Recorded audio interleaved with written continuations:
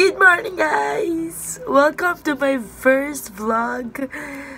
So, ayun, nakikilala niyo naman siguro sino ako, diba? Good morning, guys! So, this is it. This is gonna be my first vlog. I am JC Balsi Valencia sa lahat po ng mga hindi nakakakilala sa akin. Welcome to my vlog! Welcome to my channel! Taray! Gusto ko na mag-thank you sa lahat ng mga nagpumilit sa akin na buuin or gumawa ng sarili kong vlog. Kinakabahan talaga ako. Kinakabahan talaga ako kasi puro my day lang naman ako. Hindi naman talaga, wala talaga sa plano ko mag-vlog. Parang gusto ko lang ipakita sa inyo yung araw-araw kong ginagawa. So, kung nagtataka kayo kung ba't ganito yung kilay ko, kung ba't ganito yung mukha ko, dahil kagigising ko lang po, may buta-buta pa ngayon. May buta-buta pa yata ako. Ayun, magtutoothbrush lang ako and maghihilamos and tara.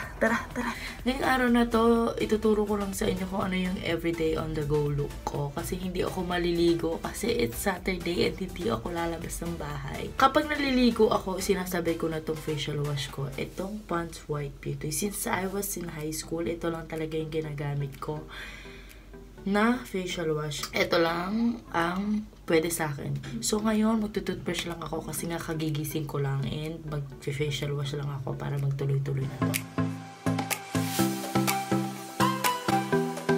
So, ayun na, tapos na ako mag-toothbrush and mag-facial wash. Kita nyo naman yung glow ng mukha. Actually, guys, isang beses lang ako nag-facial wash sa buong araw. Kapag naliligo lang ako. So, kapag hindi ako naliligo, hindi ako nag-facial wash. Ganun ako kabatugan. Ganun ako katamad mag-ano sa mukha ko. So, ayun na nga guys. Pupunta na tayo sa kwarto ulit. Kasi may make-up na tayo. Siguro hindi na ako papalit ng damit. Papakita ko lang naman sa inyo kung paano. Huwag na akong mag-ayos ng damit, diba? Bahala na mamaya. Patakan ako ng kortina. Patakan ako ng bakal ng kortina. Hayop. Kasi inaayos ko yung kortina sa kwarto. Dapat dun talaga ako mag-vlog. Kaso lang, yun na nga, napatakan ako. Sakit. Dadali ko muna yung buhok ko sa kwarto. Ayan na, nakita nyo naman, naka-facial wash na ako. First, ito naman yung pinaka-the best ko na cream na share sa inyo. This is Cera de Cupra. Hindi to available sa Pilipinas or sa ibang lugar. Dito lang yata sa Italy to nabibili. Last 2016 kasi may breakout ako sa mukha. As in, sobrang dami kong pimples. Wala na kasi akong picture nun kasi syempre, hindi ako magpipicture nun. Nasama ako eh. Dami kong pimples. Kung gusto nyo magpabili lang kayo sa akin. Just PM me, guys. So, ayun na guys. Natapos ko na lang ng cream yung mukha ko. Kung mapapansin nyo, may glow na agad yung mukha ko pagkalagay pa lang ng cream. Yan yung nagagawa ng Cera de Cupra. Nahalata pala yung ano. So, yan na. Cream pa lang nalalagay natin pero tingnan nyo naman. Ay, compact na agad, diba? Ganda ng ilaw dito. Parang Korean camera. After nyo malagyan ito, at ito naman yung pulbos ko. Nakadepende sa inyo kung maglalagay kayo ng foundation ko kasi nagagalito na ako. Kasi kita nyo naman yung mukha ko. Maputi na siya. Pag naglagay pa ako ng foundation, baka kung ano nang mangyari sa mukha ko. So, ito yung pangalawa kong nilagay sa mukha ko. Pure white lang na Johnson Baby Powder. Let's start. Guys, kita nyo na naman siguro kung ano pinagbago ng mukha ko. Medyo maputi na. Hindi po talaga ako naglalagay ng pantakip sa mga pimple marks ko. Ewan ko kung bakit, pero ayoko ng mga concealer. And next we have, kasi after ko maglagay ng pulbos. So, ito, lalagay tayo sa baba. Unti-unti lang tayo kasi mamaya iinit. Baka magmukha akong, siopaw na nilagyan na red sa mukha. Dito sa gilid.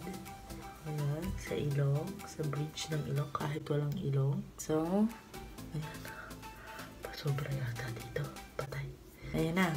And then, ang hindi mawawala sa akin, guys, ang pinaka-favorite ko sa lahat. Mawala na itong lahat.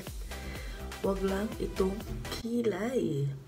So, this is Wicon Brow Liner Pencil. Dito ko na din siya nabili. Pwede siyang ilugay kasi hindi na siya malalagyan ng cream. Ayan, opak. Ganyan, opak.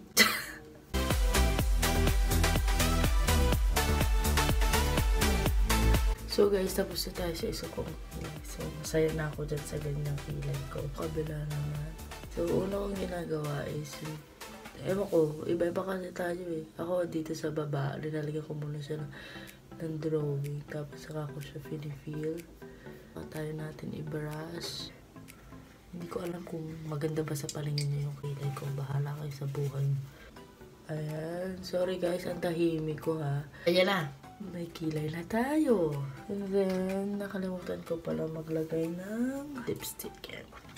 So guys, kung meron man kayong gustong ipagawa sa akin, challenge, message nyo lang ako sa Facebook or sa Messenger. Or kahit nag-comment kayo kung anong gusto nyo ng challenge ang gustong gawin. I'm ready to do that. O diba? At least medyo umayos na yung mukha ko ngayon. Kumpara nyo sa kanina.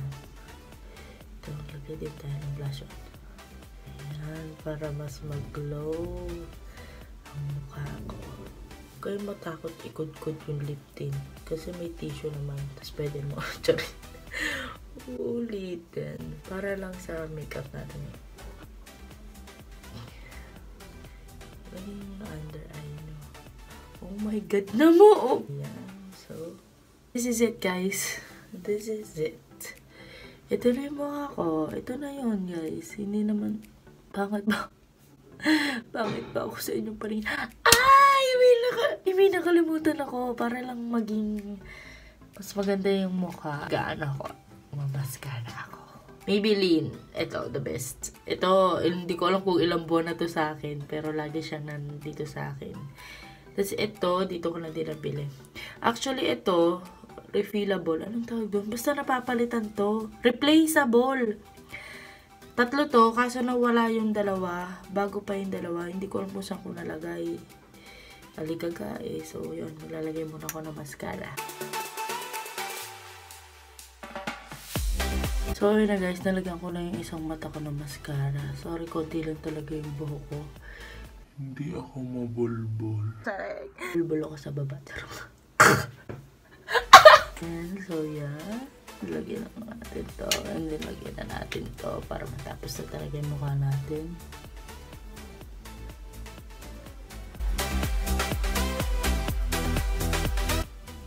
Ayun na, tapos na. There you go guys, ito na yung mukha ko. Pag-ayusan ko ng konti lang kasi hindi talaga ako naglalagay pa na kung anong-anong.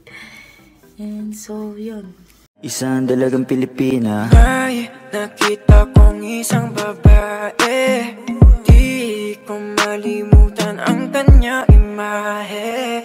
Ano ba ang iyong pangalan noong nakita kita? At ayun na nga guys, thank you so much sa pagsama sa akin. Alam niyo yun, yung feeling na natapos ko yung first vlog ko. Na, oh my God, natapos ko siya. Sana natuwa kayo. Sana natuwa kayo. So, I wanna say talaga thank you sa inyong lahat. And mahal na mahal ko kayo. Sana hindi kayo magsawang panoorin ako. Ito yung kauna-unahan at sana hindi ito yung maging huli kong vlog. Message lang kayo sa akin or mag-comment kayo kung ano bang mga challenge na pwede kong gawin. Kahit anong trip sasakyan ko. Basta support lang tayo. I love you guys. Thank you so much. Have a nice day. Ako nga pala ang babaeng maharot sa lahat ng tao. I love you.